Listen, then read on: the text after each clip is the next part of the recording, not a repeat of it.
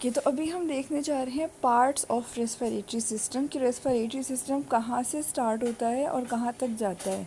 तो our respiratory system consist of what? Nose, then throat, wind pipe जिसको हम trachea भी कहते हैं, ब्रीदिंग मसल्स एंड लंग्स। अगर हम यहाँ पर देखें तो हमारे पास क्या है? नोज़ है, देन हमारे पास जो है वो नोज़ से पीछे पीछे आता है, ऊपर से थोड़ा सा पोर्शन फेरिंग्स का आता है। फेरिंग्स के नीचे हमारे पास जिसको आप थ्रॉट भी कहते हो, थ्रॉट से नीचे हमारे पास आता है लैरिंग्स, जहाँ पे हमारा क्या है? वॉइस नोट्स वगैरह वोकल कॉर्ड्स होते हैं। उसके नीचे हमारे पास आता है विंड पाइप जिसको हम ट्रैकिया भी कहते हैं। उसके नीचे हमारे पास मेजरली लंग्स आ जाते हैं, लेकिन जब हम इनको डिवाइड करते हैं तो काफ़ी चीज़ें आ जाती हैं, वो हम आज इंशाल्लाह मैं आपको बोर्ड पे भी समझाऊंगी। तो हमारे पास था नोज़ एंड थ्रोट से हम स्टार्ट करेंगे। तो एयर सबसे पहले एंटर करती है थ्रू आवर नोज़ और माउथ। जब कभी नाक बंद हो तो बंदा मुंह के ज़रिए भी सांस ले लेता है। तो our nose has hair and mucus to clean, moisten and warm the air. हमारे नोज़ के अंदर अगर कभी हाँ इस चीज़ को गौर करो कि समटाइम्स ऐसा होता है कि सर्दियों में नाक बंदा मुंह के ज़रिए से सांस लेने की कोशिश कर रही होती है तो आपको ठंडी ठंडी सी हवा अंदर लगती है, उस तरह से वो एक फील नहीं होता। जबकि जो हमारे नोज़ के थ्रू जब एयर अंदर जाती है तो हमारे नोज़ में हमारे क्या होते हैं? हेयर्स और म्यूकस होता है जो एयर को उस टेम्परेचर तक लेकर आता है जो हमारा इनर टेम्परेचर है। अब अगर इसी चीज़ को हम लोग देखें कि एकदम से जैसे ही मौसम चेंज होते तो मतलब ज़ुकाम क्यों लग जाता है? बिकॉज़ जैसे ही ठंडी एकदम से हवा आती है तो हमारा नोज़ फ़ौरन से पूरे टेम्परेचर को लो नहीं कर पाता है।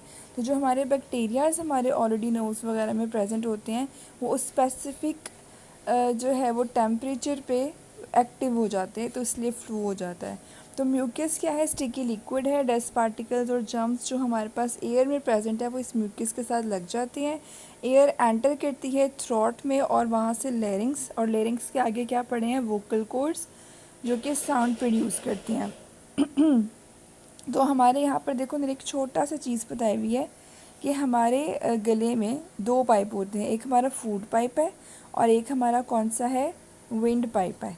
एक से खाने ने अंदर जाना है और एक से हवा ने अंदर जाना है। क्यों कहा जाता है कि खाना खाते वक्त बोलना नहीं चाहिए? जब आप बोलते हो या जब खाना अंदर जा रहा होता है तो ये जो ऊपर छोटा सा फ्लैप आपको नज़र आ रहा है, ये ब्लू सा यहाँ पे करके, ये क्या करता है? ये ढक देता है हमारे विंड पाइप को, क्योंकि बोलने के लिए हमें एयर चाहिए। और अगर आप बोलोगे खाना खाते तो चांस है कि कोई फूड पार्टिकल जिस पाइप में जा सकता है और वो फिर ब्रेथ टेकिंग भी होते हैं, लाइफ टेकिंग भी होता है। देन हमारे पास आता है ट्रैकिया। तो ट्रैकिया क्या है? एयर पास करती है लेरिंग से, कहाँ पे? ट्रैकिया में या विंड पाइप में। हमारा विंड पाइप किससे बना हुआ है? C shaped rings of cartilage. कभी अपने कान मोड़ के देखो, ऊपर से नरम सी हड्डी है, कान मुड़ जाते हैं बड़ी आसानी से। नाक को आगे से भी टेढ़ा मेढ़ा करके देखो तो वो हो जाता है, तो इसको हम कार्टिलेज कहते हैं। कार्टिलेज कहते हैं जो मतलब नरम हड्डी होती है। जैसे जब आप चिकन के ब्रेस्ट पीसीस खाते हो तो उसमें जो वाइट सी ट्रांसल्यूसेंट सी आपको बोन नज़र आती है, दैट इज़ कार्टिलेज।